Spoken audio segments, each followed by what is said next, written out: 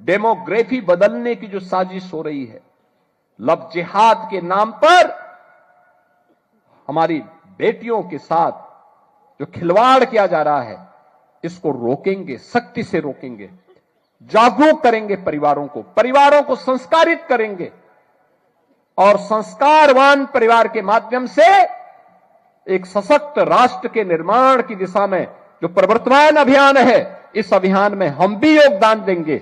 यह हमारे योगियों को, पूज्य संतों को और समाज के जागरूक नागरिकों को इस दिशा में आगे बढ़ना होगा और इसकी शुरुआत होती है नशा के खिलाफ अभियान से।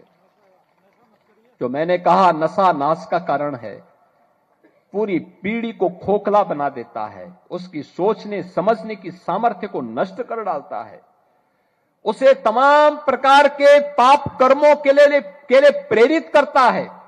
हमें इससे बचने की आवश्यकता है, उसके खिलाफ एक अभियान को चलाने की आवश्यकता है और इस अभियान को अगर हम एक साथ मिलकर के चलाते हैं, सीमा पार से आने वाला जो ड्रग है, जो नशा है, वह देश के दुश्मनों की साजिश का परिणाम है।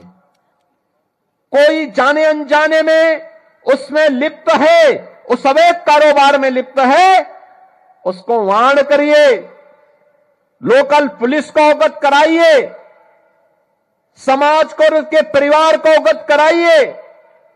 इस पाप की भरपाई तुम जीवन भर नहीं कर पाओगे। जो ये कृत्य कर रहे हो, इसके बारे में बताइए उनको, और नहीं मानता है तो समाज संगठित होकर के इसके विरोध में खड़े हो जाए। सामूहिक रूप से खड़े होना चाहिए।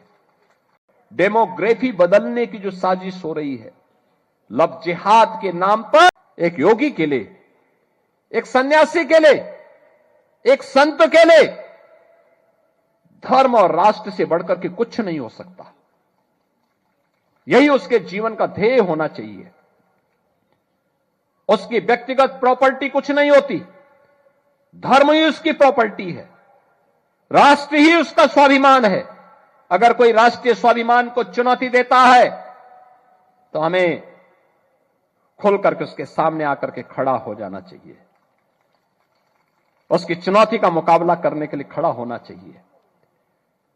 कोई धर्म के खिलाफ आचरण करता है, क्योंकि ऐसे तमाम कालनेमी होंगे जो धर्म की आड़ में सनातन धर्म को कमजोर करने की साजिश रच रहे होंगे। हमें उनसे सावधान होना होगा, उनसे सतर्क रहना होगा।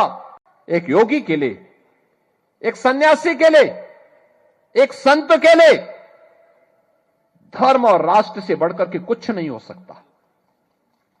यही उसके जीवन का ध्येय होना चाहिए। उसकी व्यक्तिगत प्रॉपर्टी कुछ नहीं होती, धर्म ही उसकी प्रॉपर्टी है, राष्ट्र ही उसका स्वाभिमान है।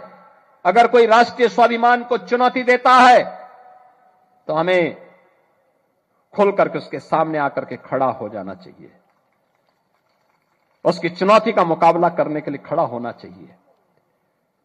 कोई धर्म के खिलाफ आचरण करता है, क्योंकि ऐसे तमाम कालनेमी होंगे जो धर्म की आड़ में सनातन धर्म को कमजोर करने की साजिश रच रहे होंगे। हमें उनसे सावधान होना होगा, उनसे सतर्क रहना होगा। एक योगी के लिए, एक सन्यासी के लिए, एक संत के लिए धर्म और राष्ट्र से बढ़कर के